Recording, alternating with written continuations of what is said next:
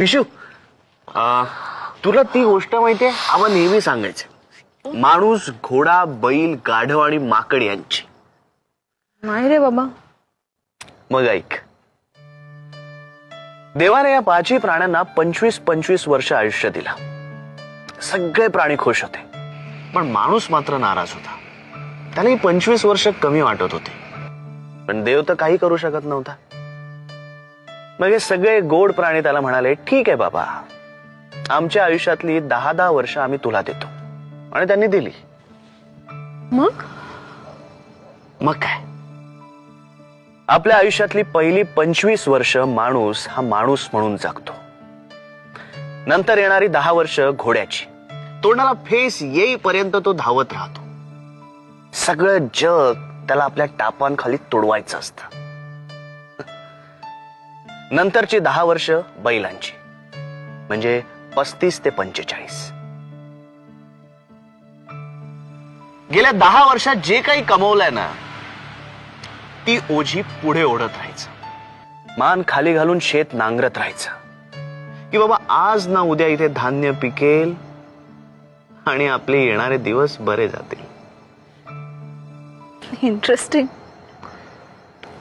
पुढे 45 ते 55 गाढवाची वर्ष सुरू होतात. सगळं जग त्या बिचाऱ्या माणसाला गाढवात जमू करायला लागतं. स्वतःची मुलं सुद्धा त्याला गाढव समजायला लागतात. बायकोही. तो बिचारा आधीच्या आपल्या आयुष्यातल्या अनुभवाने आधीच कातलेला असतो. काही बोलत नाही, तसाच जगत राहतो मान खाली घालून. मग 55 ते 65 आणि त्यानंतरची बोनस ही वर्ष माकडाची. तो तसाच एकटाच स्वतःची करमणूक करून घेत असतो. कोणी त्याच्याकडे पाहत नाही. येणारा जाणारा वेडावून दाखवतो. काय म्हातार चाळे करताय असं बोलत असतो. तोंडाचं बोळकं झालेलं रवंथ करत, अंग खाचवत बसलेला असतो. काही काम नसलं तरी इकडनं तिकडे फक्त उड्या मारायच्या. हे आहे आयुष्य माणसाचं. कळलं? तेव्हा आता माझी बैलाची वर्ष जवळ येत आहे. आता फक्त नांगरत राहायचं.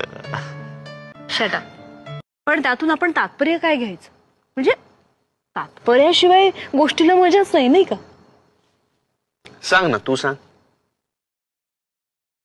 तात्पर्य असं की लोकांनी आपल्याला माकड किंवा गाढव समजण्याआधीच आपली बेगमी करून ठेवायची.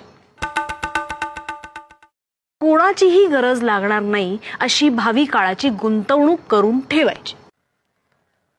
आपल्या सगळ्या गरजा पैशांनी भागत नाहीत विशू.